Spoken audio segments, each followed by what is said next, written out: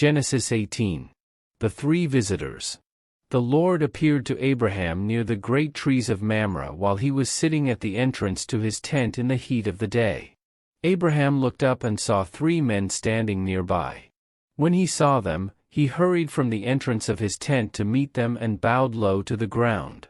He said, "If I have found favor in your eyes, my Lord, do not pass your servant by. Let a little water be brought, and then you may all wash your feet and rest under this tree. Let me get you something to eat, so you can be refreshed and then go on your way, now that you have come to your servant." "Very well," they answered, "do as you say." So Abraham hurried into the tent to Sarah. "Quick," he said, "get 3 seahs of the finest flour and knead it and bake some bread." Then he ran to the herd and selected a choice, tender calf and gave it to a servant, who hurried to prepare it. He then brought some curds and milk and the calf that had been prepared, and set these before them. While they ate, he stood near them under a tree. "Where is your wife Sarah?" they asked him. "There, in the tent," he said. Then one of them said, "I will surely return to you about this time next year, and Sarah your wife will have a son." Now Sarah was listening at the entrance to the tent, which was behind him. Abraham and Sarah were already very old, and Sarah was past the age of childbearing. So Sarah laughed to herself as she thought, "After I am worn out and my Lord is old, will I now have this pleasure?" Then the Lord said to Abraham, "Why did Sarah laugh and say, 'Will I really have a child, now that I am old?' Is anything too hard for the Lord? I will return to you at the appointed time next year, and Sarah will have a son." Sarah was afraid, so she lied and said, "I did not laugh." But he said, "Yes, you did laugh." Abraham pleads for Sodom.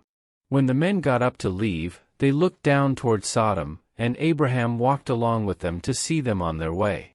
Then the Lord said, "Shall I hide from Abraham what I am about to do?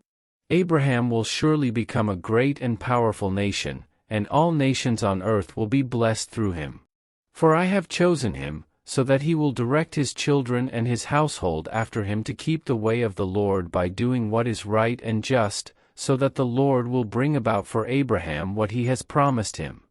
Then the Lord said, "The outcry against Sodom and Gomorrah is so great and their sin so grievous, that I will go down and see if what they have done is as bad as the outcry that has reached me.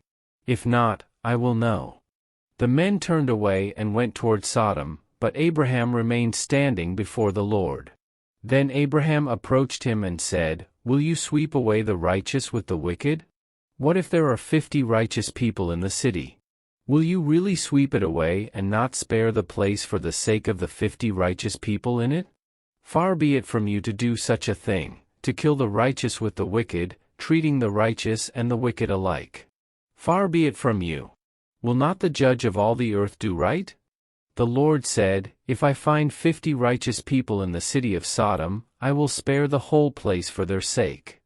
Then Abraham spoke up again, "Now that I have been so bold as to speak to the Lord, though I am nothing but dust and ashes, what if the number of the righteous is 5 less than 50?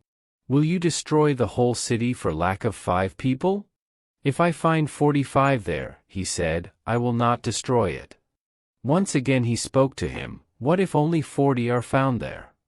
He said, "For the sake of 40, I will not do it." Then he said, "May the Lord not be angry, but let me speak. What if only 30 can be found there?" He answered, "I will not do it if I find 30 there."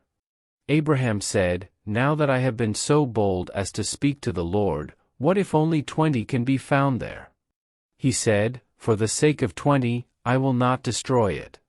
Then he said, "May the Lord not be angry, but let me speak just once more. What if only 10 can be found there?" He answered, "For the sake of 10, I will not destroy it." When the Lord had finished speaking with Abraham, he left, and Abraham returned home.